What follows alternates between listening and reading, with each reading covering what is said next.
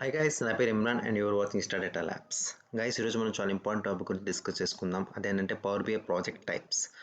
So Power BI project types అంటే మీరు జనరల్గా ఏమనుకుంటారు అంటే లైక్ ఇన్సూరెన్స్ ప్రాజెక్ట్, లేకపోతే బ్యాంకింగ్ ప్రాజెక్ట్, లేకపోతే సేల్స్ అంటే కాదండి. సో ఇవన్నీ మనకి ఏంటంటే ఫంక్షనల్ డొమైన్స్ అనమాట. ఓకేనా, ఇన్సూరెన్స్, బ్యాంకింగ్, సేల్స్, ఇవన్నీ మనకి ఫంక్షనల్ డొమైన్స్ కింద వస్తాయి. బట్ మనకి అసలు ఏ టైప్ ఆఫ్ ప్రాజెక్ట్స్ ఉంటాయి? మెయిన్లీ అండి Power BI projects three types ఉంటాయి. ఒకటి development project, okay, first development project ఒకటి. ఇంకోటి మైగ్రేషన్ ప్రాజెక్ట్ అండి. థర్డ్ది సపోర్ట్ ప్రాజెక్ట్. సో మీరు ఈ త్రీ రోల్స్లోనే ఉంటారు కనుక మీరు కనుక పవర్ బిఐ డెవలపర్ రోల్కి జాయిన్ అయితే కనుక ఈ త్రీ రోల్స్లోనే మీరు ఖచ్చితంగా డిప్లాయ్ అవుతారు. అంటే ఈ త్రీ రోల్స్లోనే ఉంటారు బేసికల్లీ. ఒకటి డెవలప్మెంట్లో ఉంటారు, రెండు అయితే డెవలప్మెంట్ కానీ మైగ్రేషన్ కానీ సపోర్ట్ కానీ. సో ఈ త్రీ టైప్ ఆఫ్ రోల్స్ కొన్ని ఇంపార్టెంట్ ఛాలెంజెస్ ఉంటాయి. ఆ ఛాలెంజెస్ ఏంటో చూద్దాం గైస్, ఓకేనా. దీన్ని ఎరేజ్ చేద్దాం. సో ఛాలెంజెస్ ఏంటో ఒకసారి చూద్దాం గైస్, మనకి ఈజీగా తెలిసిపోతుంది. So mainly development project. So ఇందాక ఇక్కడ చెప్పుకున్నట్టే ఫస్ట్ వన్ డెవలప్మెంట్ కాబట్టి డెవలప్మెంట్ ప్రాజెక్ట్లో అసలు ఏంటి, ఎలా ఉంటుందని చెప్దాం. సో జనరల్గా డెవలప్మెంట్ ప్రాజెక్ట్ అంటే ఏంటి గైస్ అంటే రిక్వైర్మెంట్ మనకి కీప్ ఆన్ యాడింగ్ అనమాట. రిక్వైర్మెంట్ యాడ్ అవుతూనే ఉంటుంది డైలీ అనమాట. లైక్ మన అజైల్ ప్రాజెక్ట్లో ఉంటే కనుక అజైల్ మెథడాలజీలో కనుక ఫాలో అవుతే కనుక మనకి ఎవ్రీ 2 వీక్స్కు స్ప్రింట్ ఉంటుంది. సో మనం డెలివరబుల్స్ ఇస్తూ ఉంటాం జనరల్గా. నేను నెక్స్ట్ అట్లా స్టార్ట్ అవుతూనే ఉంటుంది. అంటే మనకి ఎవ్రీ 2 వీక్స్కి మనం డిప్లాయ్మెంట్ అవుతూనే ఉంటాం. అంటే డెవలప్మెంట్ చేస్తాము, నెక్స్ట్ మనం కోడ్ని పుష్ చేస్తుంటాం. సో ఇది అంతా జరుగుతున్న ప్రాసెస్ అనమాట. దీనిలో మెయిన్ అడ్వాంటేజ్ ఏంటంటే మనకి చాలా నాలెడ్జ్ వస్తుంది. సో ఫ్రెషర్ కనుక ఈ డెవలప్మెంట్ ప్రాజెక్ట్లో కనుక తను డిప్లాయ్ అయితే చాలా నాలెడ్జ్ నేర్చుకుంటాడు. సో 1 or 2 or 3 yearsలో కనుక తను ఎక్స్పర్ట్ అయిపోతాడు. సో ఇది చాలా ఇంపార్టెంట్. సో మనం డెవలప్మెంట్ ప్రాజెక్ట్లో పడితే మనకి చాలా స్కోప్ ఉంటుంది. ఎందుకంటే ఈచ్ అండ్ ఎవ్రీ ఛాలెంజ్ మనం ఎక్స్ప్లోర్ చేస్తుంటాం. సో డెవలప్మెంట్ అనేది రిక్వైర్మెంట్ యాడ్ అవుతుంటుంది, కొత్త రిక్వైర్మెంట్ వస్తుంటుంది.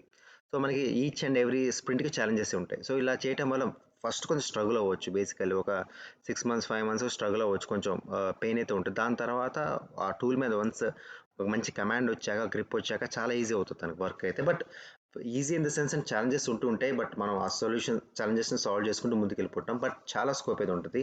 సో చాలా లెర్నింగ్ స్కోప్ అయితే ఈ డెవలప్మెంట్ ప్రాజెక్ట్లో అయితే పర్ఫెక్ట్గా ఉంటుందండి. ఓకేనా, లెర్నింగ్ స్కోప్ అయితే ఎక్సలెంట్గా ఉంటుంది. ఓకే, బట్ నెక్స్ట్ థింగ్ వచ్చేసరికంటే నెక్స్ట్ మైగ్రేషన్ అనమాట. 1 second. Next migration.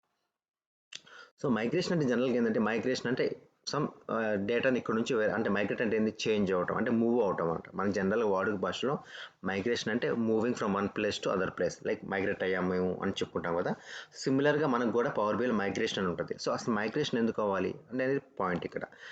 జనరల్గా ఇప్పుడు పవర్ బి అనేది రెగ్యులర్గా మనకి బాగా డిమాండ్ ఉన్న స్కిల్ యాజ్ ఆఫ్ నౌ అయితే కనుక. సో ఎందుకంటే ఇది మనకి చెప్పినట్టే కాస్ట్ ఆఫ్ కూడా తక్కువ, బిల్లింగ్ కూడా చాలా తక్కువ ఉంటుంది. బిల్లింగ్ ఇన్ ద సెన్స్ అంటే మనకి లైసెన్స్ కూడా చాలా తక్కువ ఉంటుంది. మేబీ వాళ్ళు మైక్రోసాఫ్ట్ ప్రోడక్ట్ అనో ఏదోనో క్లయింట్స్ అనేది వాళ్ళు రావడానికి ఇష్టపడుతున్నారు.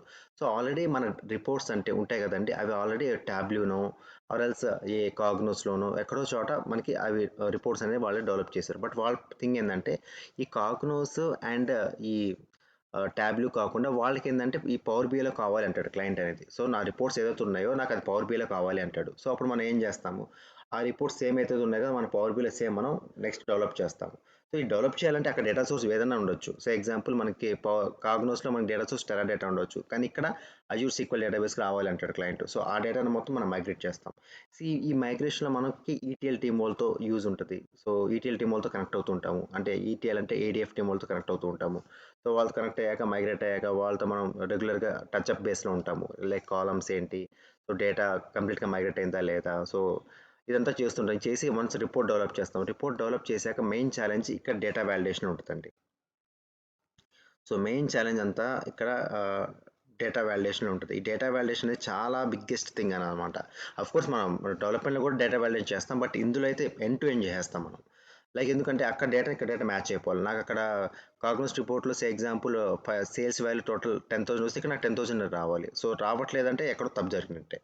సో ఇది మెయిన్ ఇక్కడ పట్టుకుంటారు అక్కడ. సో అప్పుడు మనం ఏం చేయాలి, రానప్పుడు మనం మళ్ళీ బ్యాక్ ఎండ్లోకి వచ్చి బ్యాక్ ఎండ్ అంటే ఏంటి, అప్పుడు దేని కనెక్ట్ అవుతాం, మనం అజూర్ కనెక్ట్ అవుతాం కదా. So Azure sequel database connect అవుతాం. అజూర్ సీక్వెల్ డేటాబేస్ కనెక్ట్ అయిపోయి మనం ఎస్క్యూఎల్ క్వరీస్ రాయాలి. అందుకే ఇక్కడ need to be very strong at SQL side అన్నాను. So need to be very strong at SQL side. ఎస్క్యూఎల్లో బాగా స్ట్రాంగ్ ఉండాలి. అంటే డెవలప్మెంట్లో అవసరం లేదని కాదు, డెవలప్మెంట్లో కూడా కావాలి. బట్ ఇక్కడ ఏంటంటే end to end pin to pin validation చేస్తాం మనం. సో వాళ్ళేమంటారు, ఎందుకు వాలిడేట్ అవ్వట్లేదంటే మనం ఒక సినారియోతో రావాలి వాళ్ళ ముందుకు. బాస్ ఇక్కడ వాలిడేట్ అవ్వట్లేదు అంటే సినారియో ఏంటి, ఏం చేసామని అడుగుతారు. సో అప్పుడు మనం క్వరీస్ రాసి బ్యాక్ ఎండ్లో క్వరీస్ ఫైర్ చేసి చూపించాలి వాళ్ళకి. సో ఈ క్వరీస్ ఇలా డిఫరెంట్ కాన్సెప్ట్స్ మనం అక్కడ క్వరీస్ రాయాల్సి వస్తుంది. అప్పుడు ఎస్క్యూఎల్ బాగా స్ట్రాంగ్ అయి ఉండాలి. సో ఇది main challenges. So initial stage of understanding is big challenge. అంటే ఇనిషియల్ స్టేజెస్ అంటే ఈటీఎల్ టీమ్ వాళ్ళతో మనం టచ్ బేస్లో ఉంటాం. టచ్ బేస్లో ఉండి వాళ్ళని అడుగుతుంటాం జనరల్గా రిక్వైర్మెంట్ ఏంటి ఇది అని అడుగుతుంటాం గైస్. ఓకే, అక్కడ మనకి ఏంటంటే కొంచెం కాలమ్స్ గురించి కానీ ఎందుకంటే ఇక్కడ ఒక కాలం ఉండొచ్చు, ఇక్కడ వేరే కాలం ఉండొచ్చు. సో అలా ఈ కాలమ్స్ మనం అండర్స్టాండ్ చేసుకోవాలి. ఎందుకంటే అంటే మనకి టెరాడేటాలో ఒక కాలం ఉండొచ్చు నేమ్, లైక్ కాగ్నిస్ రిపోర్ట్లో ఒక కాలం, అది సేమ్ రిపోర్ట్ వాళ్ళకి పవర్ బిలో వేరే కాలం నేమ్తో అంటే వేరే బిజినెస్ ఫంక్షనాలిటీ, అంటే బిజినెస్ ఫంక్షనల్ సేమే, బట్ ఇక్కడ సేల్స్ అని ఉందనుకోండి, ఇక్కడ న్యూ సేల్స్ అని ఉండొచ్చు. బట్ వాట్ ఇట్ మేబీ అంటే కాలం name is same, I mean column functionality same, but name అనేది డిఫర్ అవ్వచ్చు కదా. సో అది ఇంపార్టెంట్ థింగ్ అనమాట. కాలం మ్యాచింగ్ అనేది చాలా ఇంపార్టెంట్ థింగ్ ఈ మైగ్రేషన్లో. సో ఇంకా బ్రీఫ్గా మీకు చెప్పాలంటే బట్ ఇది మైగ్రేషన్ మీద ఎందుకు స్ట్రెచ్ చేస్తున్నానంటే మెయిన్లీ మనకి ఏంటంటే మైగ్రేషన్ అనేది చాలా ఇంపార్టెంట్ థింగ్. వై బికాస్ ఇక్కడ వర్క్ అనేది చాలా ఎక్కువ, అంటే మనం నేర్చుకునే డెవలప్మెంట్ స్కోప్ తక్కువ ఏం లేదు. అక్కడ రిపోర్ట్ ఇక్కడ మనం యాజ్ ఇట్ ఈస్గా మనం క్రియేట్ చేస్తున్నాం. అంటే ఇక్కడ మీరు నేర్చుకునే స్కోప్ అయితే కొంచెం తక్కువే ఉంటుంది. అంటే బట్ ఇక్కడ మెయిన్ ఏంటంటే మనకి డేటాబేస్ పరంగా, వాలిడేషన్ పరంగా చాలా యూజ్ అయితే ఉంటుందండి. ఓకేనా, వాలిడేషన్ పరంగా మీరు బాగా అయితే నేర్చుకుంటారు. సీక్వెల్ అయితే మీకు బాగా వస్తుంది, లెర్నింగ్ స్కోప్ అయితే బాగా ఉంటుంది. బట్ నాట్ అట్ డెవలప్మెంట్ అంతా అయితే ఉండదు ఇక్కడ. ఓకేనా, సో డెవలప్మెంట్ అంత స్కోప్ అయితే మీకు మైగ్రేషన్ అయితే ఉండదండి. ఓకేనా, బట్ ఈ మైగ్రేషన్ మీద కూడా చాలా ప్రాజెక్ట్స్ ఉన్నాయి మనకి మార్కెట్లో అయితే. ఓకేనా, సో మీకు ఇంకా ప్రిసైజ్గా కావాలి అంటే కొంచెం నేను బ్రీఫ్గా చెప్తాను. సో ఇది ఒక డేటా సోర్స్ అండి. ఓకేనా, సో ఇది టెరా డేటా అనుకోండి. ఓకేనా, ఇది టెరా డేటా. సో ఇది Tera data. So Tera data okay, TD అని రాస్తున్నా. సో ఈ టెరా డేటాలో ఉన్న డేటాని మనం ఇప్పుడు అజూర్ సీక్వెల్కి మైగ్రేట్ అవ్వాలి. సో ఇది మనకి Azure sequel database. Okay, so ఇది అజూర్ సీక్వెల్, ఇది అజూర్. ఓకేనా, సో అజూర్ సీక్వెల్, అజూర్ అని రాస్తున్నాం. ఓకేనా, మన అండర్స్టాండింగ్కి అజూర్. సో ఇక్కడ మనకి మైగ్రేట్ అవ్వాలి. సో ఈ డేటాకి మైగ్రేట్ అవ్వాలంటే మనకి ఏంటి, ఏడిఎఫ్ వాళ్ళు కావాలి మనకి, అంటే ఈటీఎల్ టీమ్ వాళ్ళు కావాలి. సో ఇక్కడ మనకి ఏడిఎఫ్ వాళ్ళు మనకి మైగ్రేట్ చేస్తారండి. ఓకేనా, ఇక్కడ ఏడిఎఫ్ వాళ్ళు మనకి మైగ్రేట్ చేసేస్తారు. సో ఇక్కడ డేటాని త్రూ ఏడిఎఫ్ టూల్ని మనం ఇక్కడిని యూజ్ చేసుకుని, సో ఇక్కడ డేటాని ఇక్కడ నుంచి వీళ్ళు ఇక్కడికి మైగ్రేట్ చేస్తారు.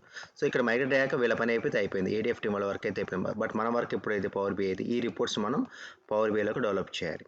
సో ఈ రిపోర్ట్స్ మనం పవర్ బిలోకి డెవలప్ చేయాలి. సో ఇక్కడ డెవలప్ చేయాలంటే ఇక్కడ ఛాలెంజెస్ ఏంటి, ఇక్కడున్న డేటాని ఇక్కడున్న డేటాని సేమ్ అవ్వాలి. అఫ్ కోర్స్ అది ఆ డేటాని వాళ్ళు వ్యాలిడేట్ వీల్ చేస్తే ఈటీఎల్ టీమ్ వాళ్ళు పంపించేస్తారు. బట్ మన ఈటీఎల్ టీమ్ వాళ్ళతో టచ్ బేస్లో ఉండి ఈ డేటా ఇక్కడ నాకు మ్యాచ్ అవుతుంది, మ్యాచ్ అవ్వట్లేదు అని వాళ్ళతో ఎవ్రీడే మనకి మీటింగ్స్ అయితే ఉంటాయి. సో ఇది చాలా ఇంపార్టెంట్ కాన్సెప్ట్ ఇది. ఓకేనా, బట్ రిపోర్ట్స్ మనం వ్యాలిడేట్ చేసేటప్పుడు మనకు ఒకసారి వాల్యూ అయితే మ్యాచ్ అవ్వదు, అప్పుడు మనం వాళ్ళతో మళ్ళీ ఈటీఎల్ టీమ్ వాళ్ళతో టచ్ బేస్లో ఉండాలి. ఇదంతా చాలా ప్రాసెస్ అండి. ఓకేనా, నెక్స్ట్ అండ్ ఫైనల్గా మనకి లాస్ట్కి సపోర్ట్ ప్రాజెక్ట్ అండి. So support project in the sense అంటే ఏం లేదు, మనకి డెవలప్మెంట్ నుంచి అయినా మైగ్రేషన్ నుంచి అయినా మనకి ఇష్యూస్ జనరల్గా వస్తుంటాయి. సో మైగ్రేట్ అయిన డేటా నుంచి అయినా డెవలప్మెంట్ అయిన డేటా మనకి జనరల్గా బేసికల్ మనకి ఇష్యూస్ అయితే వస్తాయి. సో ఆ ఇష్యూస్ సాల్వ్ చేయడానికి ఏంటంటే బేసికల్ డెవలప్మెంట్ టీం వాళ్ళే చేస్తారు, మైగ్రేషన్ వాళ్ళు చేస్తారు. బట్ ఎక్కువ ఉన్నంత, సో మనకి ఎక్కువ ఇష్యూస్ వస్తున్నప్పుడు సో వాళ్ళకి వరకు వాళ్ళకు ఉంటుంది కాబట్టి సపరేట్గా సపోర్ట్ టీం అనేది ఉంటుంది. సో ఇది చాలా తక్కువ మెంబర్స్ ఉంటారు ఈ టీంకి.